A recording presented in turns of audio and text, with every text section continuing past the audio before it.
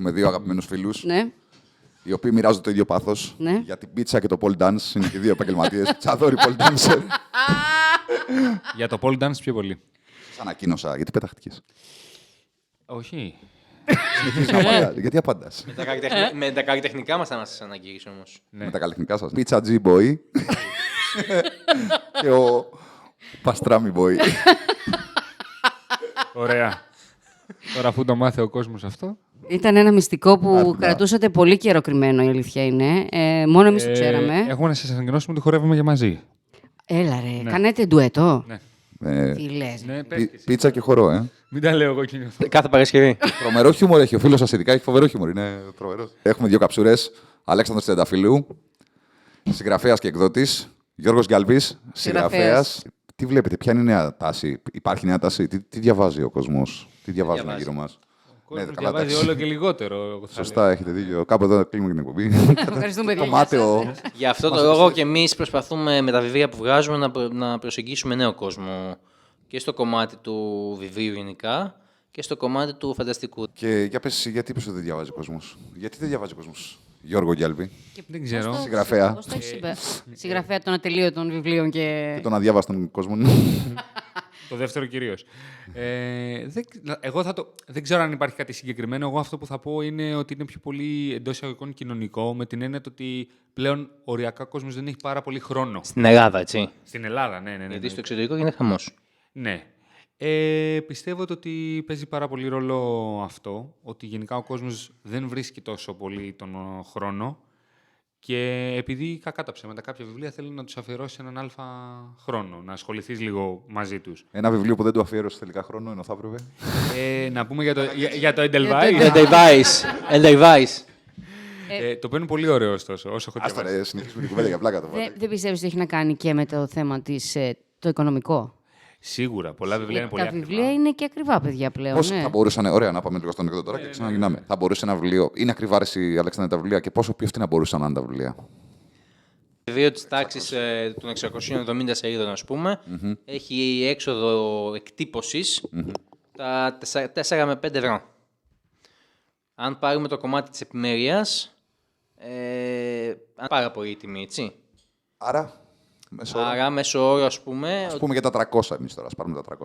για τα 300 θα πάει στα 8 που είπες. 5,5-6 ευρώ θα πάει. Άρα μέχρι στιγμής, επιμέλεια, εκτύπωση. Επιμέλεια, εκτύπωση. Και Για το γραφιστικό, εγώ θα σου πω πάλι, άμα είσαι in-house γραφίστας, πάλι είναι μισθός, οπότε πληρώνεται με μισθό, δεν πληρώνεται με το είμαστε commission. στα 8 ευρώ δηλαδή πλέον. Αν πας με γραφίστα που παίρνεις από έξω και του λες θέλω να μου κάνεις εξώφυλλο και σε ειδοποιείς για αυτό το βιβλίο, θα σου πάει με γύρω στα 300-400 ευρώ.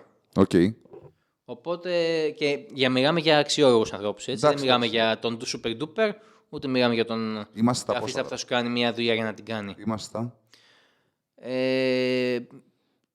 Γύρω στα 1.200 ευρώ είναι μια έκδοση βιβλίου. Ζητάμε ρε παιδί μου που λένε. τα πολύ, βάζεις ένα είναι ποσοστό. ακριβό το βιβλίο, δεν είναι ακριβό, μπορούσε να είναι πιο φθηνό. Πόσο πιο φθηνό να είναι. Κοίτα, εγώ έχω δει βιβλία, ας πούμε, που πωλούνται για 25 και 22 ευρώ, ενώ θα μπορούσαν να είναι στα 16 και στα 17 ευρώ. Okay. Overpriced. Ο μέσος όρος των βιβλίων είναι 15 με 19 ευρώ, ας πούμε εκεί. Εγώ εικάζω από αυτά που αγοράζω συνήθως. Ναι, ρε παιδί μου, Δηλαδή, Κοίταξε, στον χώρο εγώ της θα σου έκδοσης. βάλω ένα μέσο όρο 18 με 20 ευρώ. Εκεί. Ναι. Ναι. Ωραία. Πόσο πιο φθηνά θα μπορούσαν να είναι δηλαδή. Για το Japanese, ας πούμε, να πάρουμε live παράδειγμα, η συλλεκτική έκδοση είναι στα 18,90. Με το... Σκυρώδε το βιβλίο, που είναι έγχρωμο μέσα, είναι στα 18,90. Ναι. Αντίστοιχη έκδοση από άλλους μεγάλους εκδοτικούς τη βρίσκει στα 25 και στα 22. Από μεγάλους. Ωραία, αλλά τώρα είπαμε για συλλεκτικές εκδόσεις. Όχι, εγώ σου λέω αυτό που. Εγώ σου είπα γιατί έπιασα τη συλλεκτική έκδοση. Άρα, περίμενε. Αυτό που λέει ο κόσμος τελικά ότι τα βιβλία είναι ακριβά, είναι ακριβό σπορ. Είναι ακριβό σπορ, θα μπορούσε να είναι πολύ πιο φθηνό. Θα μπορούσε.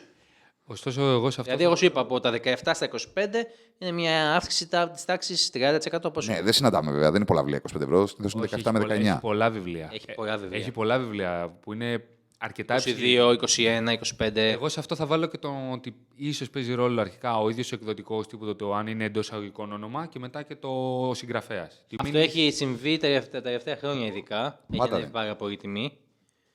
Ενώ το βιβλίο θα πρέπει να είναι κάτι προσβάσιμο σε όλους. Πόσο όμως δηλαδή? Γι' αυτό μήπως έχουν βγει τώρα όμως διάφορα e-book ή τα audiobook αυτά. Εγώ είμαι κατά αυτών γενικά. Είμαι πιο του παραδοσιακού βιβλίου. Ναι, εντάξει, και εγώ, ναι, συμφωνώ. Και το e-book θέλει να έχει και ένα ανάλογο Το tablet και όλα αυτά. tablet. Ναι, Το tablet κοστίζει. ναι. Εγώ αυτό που λέγα πριν ότι πάει πολύ και με τον εκδοτικό, ότι μπορεί να είναι όνομα εκδοτικό και αντίστοιχα το ίδιο ισχύει για τον συγγραφέα. Τύπου, αν ένα εκδοτικό έχει ένα βιβλίο ενός Α πολύ μεγάλου συγγραφέα, μπορεί να πάει να το χτυπήσει τίποτε, πληρώνει και το όνομα του συγγραφέα. Και Εννοείται αυτό το και Ναι, αυτό. αυτό Και το είναι- έχουν κάνει πάρα πολύ φέτος ειδικά. Ναι. Και αποδείχθηκαν μάπες τα βιβλία. Ναι. Καλά, αυτό δεν έχει να κάνει. Το θέμα είναι αγοραστήκανε. Τι, Αγοραστήκανε, αυτό είναι το θέμα. φυσικά. Από Αγοραστήκανε. συγκεκριμένες μερίδες κοινού, σίγουρα. Ναι. Αυτό είναι το θέμα. Ναι, παιδί μου, αν πουλήσανε, αυτό εννοώ. Αυτό ήταν ευκαιριακό όμως, γιατί ο κόσμος, ένα μεγάλο ποσοστό αυτού του κοινού, άμα απογοητεύτηκε. απογοητευτεί, Ναι, το χάνει. το χάνεις. Δεν θα σε εμπιστευτεί ξανά εύκολα. Βέβαια, σε συγκεκριμένα είδη δεν νομίζω ότι θα υπάρξει τόσο έντονο αυτό. Δηλαδή, άμα θες ένα συγκεκριμένο είδος βιβλίου, το οποίο σου δίνει κάτι πολύ συγκεκριμένο. Ναι. Τώρα το πω πάλι εκεί, αλλά θα πω για τα romance. Είναι λίγο για κάποιους ανθρώπους μπορεί να είναι και λίγο safe place.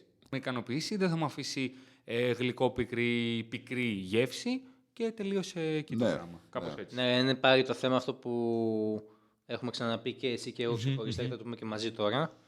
Ότι ως επιτοπλίστων αυτά υπάρχουν πάρα πολλά τέτοια βιβλία, και Ναι. όχι μόνο σε αυτό το είδος, και σε άλλα είδη, που φεύγουν από το κομμάτι του τεχνικού Και πάνε σε άλλο πάνε στο είδος. κομμάτι το απλό, το συγγραφικό. Μπράβο.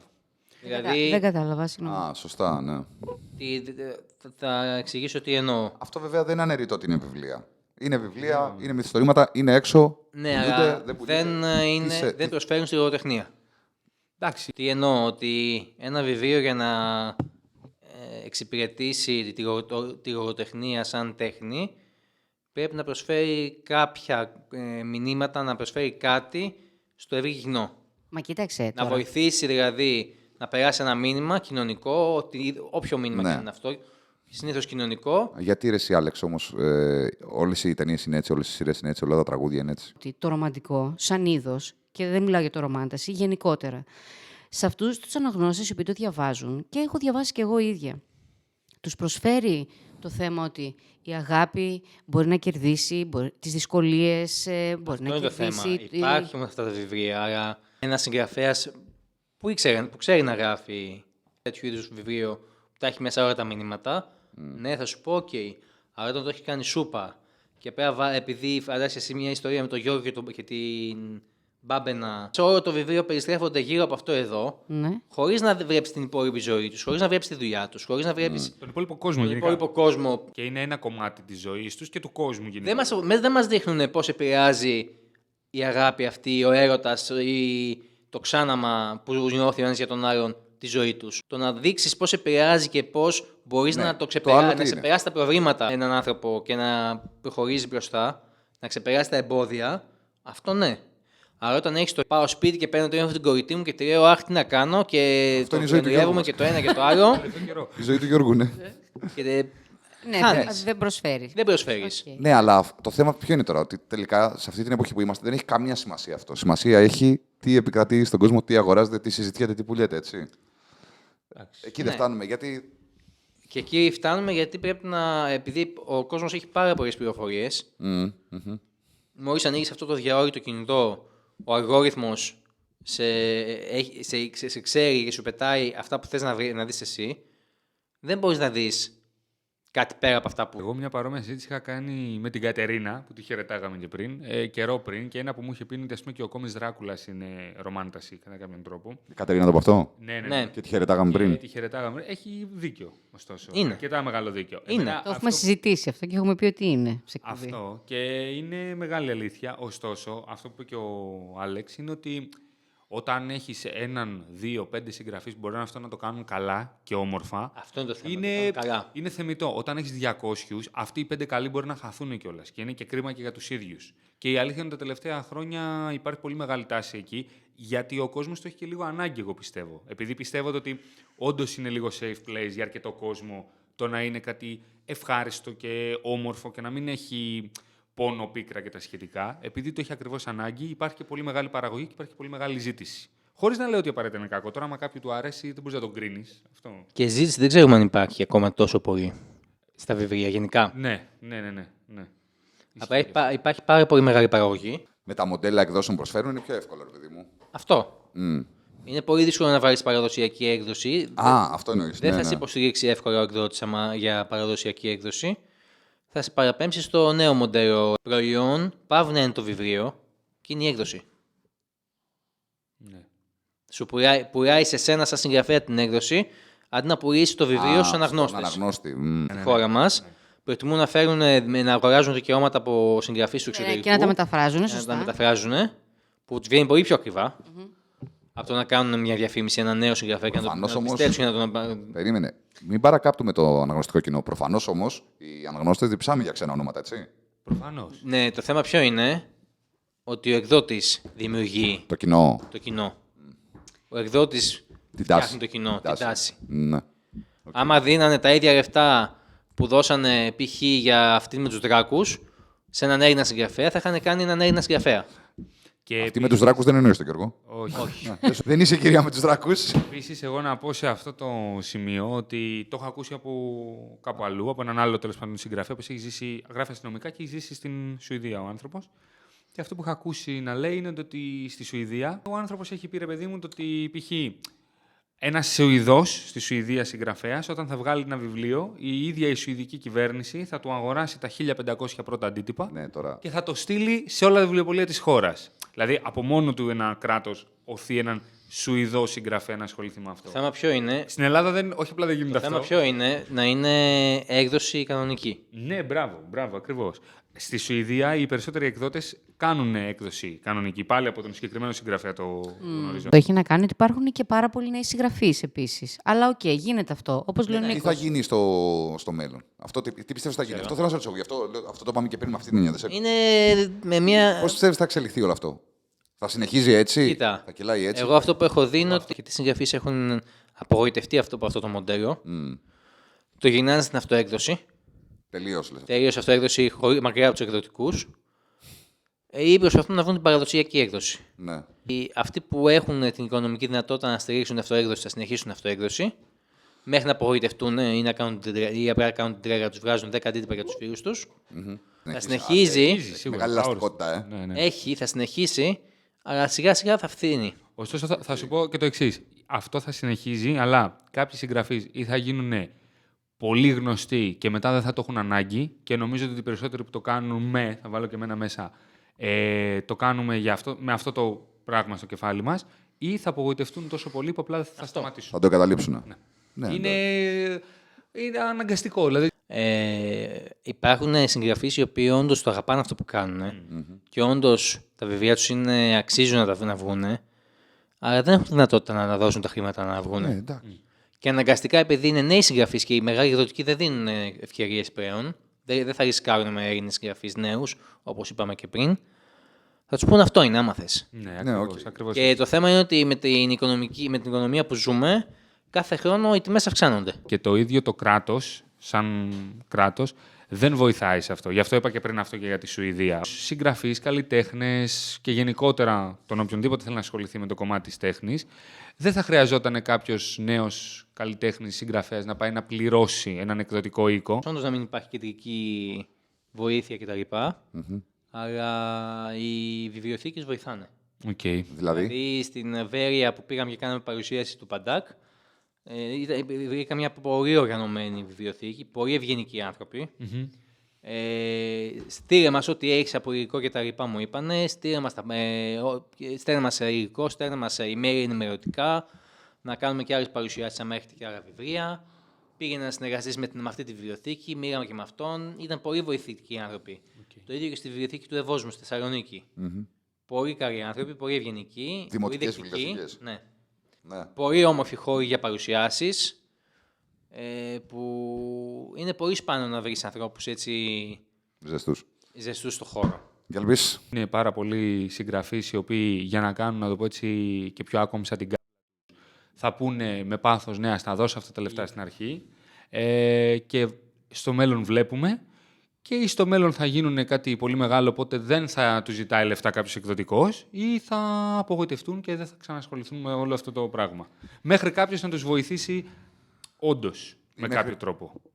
Αιτία όλων αυτών που λέμε τώρα, έτσι. Δεν είναι το ότι ο κόσμος δεν διαβάζει. Γιατί αν διάβαζε ο κόσμος, θα έχουμε περισσότερα βιβλία, περισσότερες τιμές, θα παίζανε. Αιτία όλων αυτών είναι ότι οι εκδοτικοί και στην Ελλάδα οι παραδοσιακοί δεν παίρνουν το ρίσκο, φοβούνται να πάρουν το ρίσκο για νέους συγγραφείς Πάρα πολύ. και δεν κάθονται να ξεχωρίσουν. Δηλαδή δεν κάθονται να διαβάσουν και να ξεχωρίσουν. Και όχι μόνο αυτό, και να βοηθήσουν, και να βοηθήσουν και κάνουν. Δηλαδή, μπορεί να βρει κάτι που να είναι αυτό το εντός εισαγωγικών ακατέργαστο διαμάντι και να νιώθει ότι υπάρχει κάτι εδώ. Δεν ξέρεις Ρε αν το παιδιά, κάνει. όμως, Ο καθένας υπάρχουν- το κάνει με δικά του φίλτρα αυτό. Πόσους όμως νέους συγγραφείς έχεις δει, Περίμενε, Έλληνες? ο καθένας το κάνει με τα δικά του φίλτρα, αλλά ένας εκδοτικός οφείλει να έχει μια αντικειμενική άποψη και να έχει 3 ανθρώπους που θα διαβάσουν το έργο ενός ανθρώπου. Θα πούνε ότι Ποιος είπε ότι αυτό θα γίνει επιτυχία όμως. Εντάξει. άμα δεν το προωθήσει σωστά, δεν θα γίνει ποτέ. Ναι.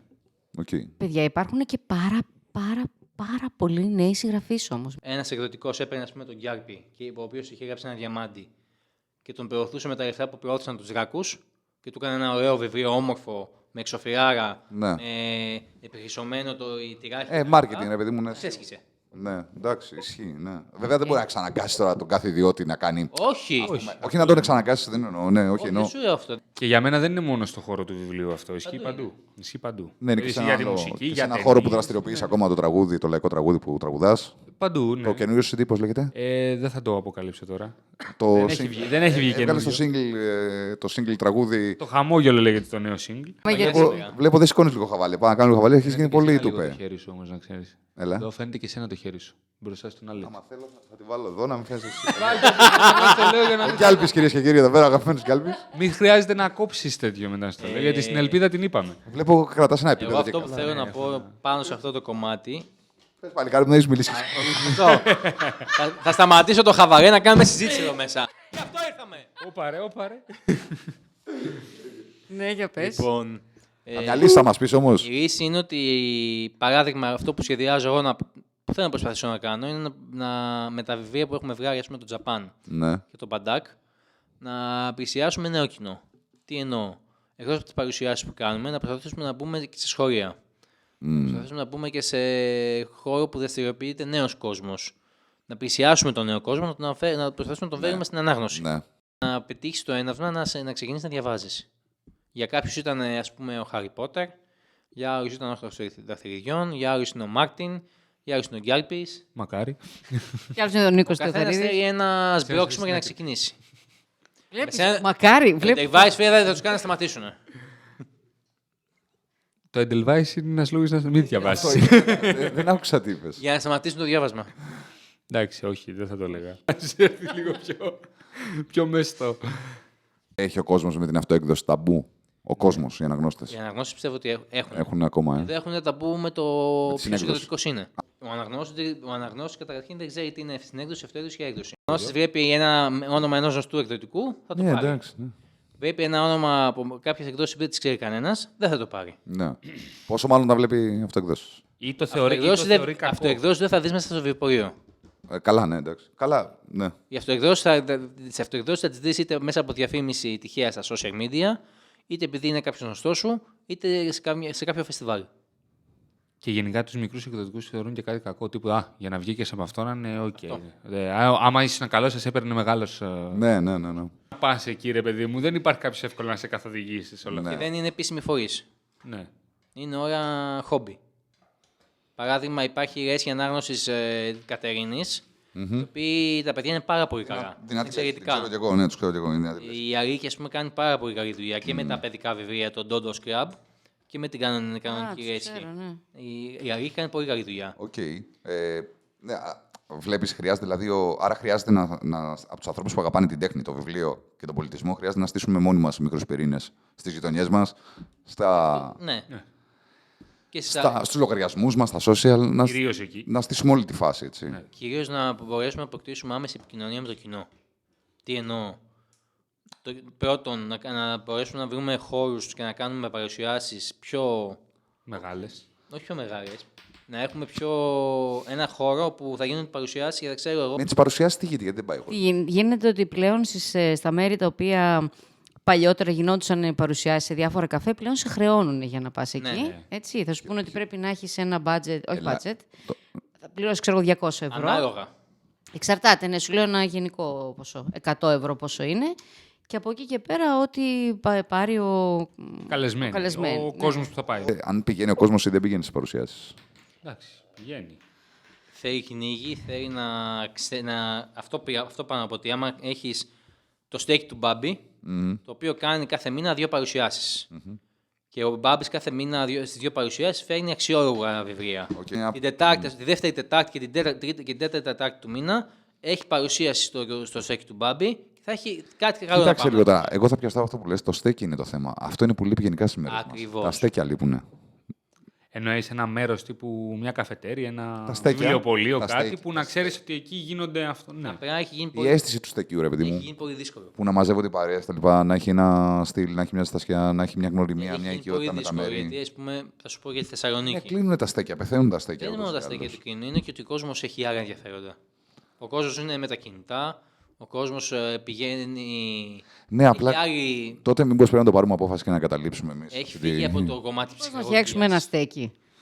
Σωστό. Ωραίο, αυτό ήταν Ο ωραίο. κόσμος έχει φύγει από το κομμάτι της ψυχολογίας και έχει πάει στο κομμάτι της διασκέδασης. Ναι. Αποκλειστικά. Ναι, γιατί Το πρέπει να ξεδώσει. night λίγο. life να Οκ. ξεδώσει. Ενώ η ψυχολογία είναι άλλο πράγμα. Δεν είναι απαραίτητα το βγαίνω έξω στο κλαμπάκι, είναι Ναι, βγαίνω βέβαια, έξω. ξέρεις τι, άλλοι λένε ότι δεν ήταν και ποτέ η Ελλάδα σχετικά με τα βιβλία καλύτερα. Λένε δηλαδή ότι πότε είχαμε, ότι παλιότερες δεκαετίες, ας πούμε, πολύ παλιότερες δεκαετίες, τα βιβλία ήταν τελείως ένα κομμάτι μιας κλειστής κάστας, ελιτισμού, ακαδημαϊκές κτλ. Γιατί γίνεται Ήταν αυτό, πολύ ξέρεις? κουλτουριάρικα, πολύ ψηλών τάξεων. Αυτό ήθελα να σου πω. Παίζει να ισχύει αυτό, τι βλέπεις. Ότι ο κόσμος παλαιότερα διάβαζε λιγότερο ισχύει για ποιο λόγο όμως. Γιατί ο κόσμος ήταν αγάματος στην Αυτό, Ελλάδα. ναι, ναι. Είχε πολύ μεγάλος αναλφαβητισμός. Γιατί η Ελλάδα έγινε κράτος το 1800 και προηγουμένως δεν υπήρχε οργανωμένη εκπαίδευση. Ναι, και ότι Όχι μετά. ότι και στις άλλες χώρες υπήρχε οργανωμένη εκπαίδευση. Ναι. Και στα Αλλά μετέπειτα όντως, χρόνια είχε το πολέμους. κομμάτι του παιδεία στο εξωτερικό, το να ξέρει ο άλλος να διαβάζει, ήταν πιο δεδομένο στην Ευρώπη παρά στην Ελλάδα. Ναι. Στην Ελλάδα μέχρι το 1800 παίζαμε ξύλο μεταξύ μας. Καλά, και μετά είχες πρώτο παγκόσμιο, δεύτερο, Βαλκανικούς. Άρα διαβάζουμε τελικά περισσότερο από παλιότερες δεκαετίες. πιστεύω πως ναι. Διαβάζουμε περισσότερο από παλαιότερες δεκαετίες. Το θέμα είναι ότι. Δεν διαβάζουμε αρκετά. Ας πούμε. Ναι. Άμα δεις, μου είχε στείλει μια έρευνα νομίζω που έλεγε ότι ο Έλληνας διαβάζει το πολύ ο μέσος Έλληνας διαβάζει το πολύ 6 βιβλία τη χρονιά. Να. Το ποσοστό που διαβάζει φανατικά είναι Δεν πολύ μικρό. Ναι. Κοιτάξτε, μετά εκεί πηγαίνει και αυτό που λέγαμε πριν. Για το χρόνο, για τη διάθεση. Εγώ που θέλω έχει να, κάποιος. να ρωτηθούμε και το εξή τώρα. Γιατί λυσάμε εμείς τώρα γιατί διαβάζει ο κόσμος. Δεν λυσάμε, Εμείς φαντάζομαι. είμαστε συγγραφείς κιόλας. Αυτό και ήθελα να σου πω. λυσάμε Δεν θέλω να δεχτώ ότι λυσάμε. Δεν θέλω να δεχτώ. Λοιπόν, Ναι. δεν λυσάμε τώρα εμείς και συζητάμε γιατί διαβάζει ο κόσμος, γιατί θέλουμε να πουλήσουμε τα βιβλία μας. Γιατί θα θέλαμε να διαβάζει ο κόσμος. Γιατί ακριβώς το να διαβάζει βιβλίο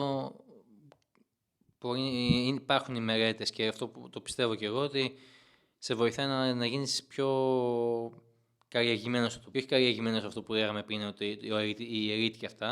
Να Μπράβο. ανοίξουν οι ορίζοντές σου, να δεις καινούργια πράγματα, Ναι, να μάθεις καινούργια Να μάθεις πράγματα. καινούργια βασικά, πράγματα. ναι. Να σκεφτείς πράγματα αλλιώς. να σκεφτείς πράγματα αλλιώς. Να προβληματιστείς. Ένα βιβλίο σε βάζει στην ουσία μπορεί να σε ταξιδέψει χωρίς να βγεις από το δωμάτιό σου. Ναι, αυτό το κάνει και το YouTube. Όχι Λέω απαραίτητα. εγώ τώρα. Ναι, Ναι, το YouTube σε περιορίζει. Για ποιο λόγο σε περιορίζει? Γιατί έχεις το οπτικό, οπότε σε πηγαίνει εκεί. Ενώ με το βιβλίο Ενώ το ταξιδεύεις. βιβλίο που δημιουργούνται νέοι οδοί Συνάψεις. επικοινωνίας μέσα στο κεφάλι σου και στην ουσία αυξάνεται αυτό που λέμε διαβίου μάθηση. Αυξάνονται. Α, μπράβο, γιατί ο σκληρός δεν γεμίζει. Διαρκώς ο σκληρός δίσκος που είναι ο εγκεφαλός μας διαρκώς Διωγγώνεται, διωγγώνει σαν το και σύμπαν. εμπλουτίζει και αναζητά συνέχεια γνώση. Ακριβώς. Αυτό είναι το θέμα, ότι άμα διαβάσεις καλό βιβλίο, Σωστά, σωστά. Αυτό δηλαδή άμα πάρεις και διαβάζεις Charles Dickens, Σίγουρα θα περάσεις και καλά. σου δημιουργούνται άλλες Γιατί περνάς εικόνες. και ευχάριστα. Δηλαδή είναι και αυτό το ότι θα δώσω 2 ώρες διάβασμα και θα περάσω όμορφα αυτό. Άρα λοιπόν, Fantasy Guild. 7 και 8 Μαρτίου. 7 και 8 8 Μαρτίου στη Θεσσαλονίκη. Έτσι. Θα είναι και ο Αλέξανδρος εκεί, λογικά. Θα είναι και ο Και ο Νίκος Νίκος. εκεί. Θα είναι και η ελπίδα. Η Ελπίδα. Μπορεί να είναι και ο Γκιάλπη. Μπορεί να είναι και Εγώ ο θα είμαι Γιώργος. και στάρα, άμα έρθω, ναι. Λοιπόν, 7 και 8 Θεσσαλονίκη, Queen Olga, Σαββατοκύριακο. Μμμ. Ωραία. Έχετε κάτι άλλο να πείτε? Αυτό, εδώ μένουμε. Το κλείσω έτσι. Ωραία, Και- πάει αυτό. Ευχαριστούμε. Ναι. Και αντίο σας. Και κυκλοφορεί και. Το χαμόγελο από Το χαμόγελο, προσοχή στα χαμόγελα, παιδιά, προσοχή. Μην χαμογελάτε σε όσες χαμογελούν. Και τι να τους Απαραίτητα. κάνουμε, τι να τους κάνουμε. Προσέχετε. Ευχαριστούμε πολύ για την φιλοξενία. Χάρηκα. Τι να κάνω Για μια τώρα. ακόμα φορά. Ναι, μιλάμε στα κοντά. Έγινε, ευχαριστούμε. πάμε. Άντε, Γεια, πάει. αγόρια. Γεια, γεια.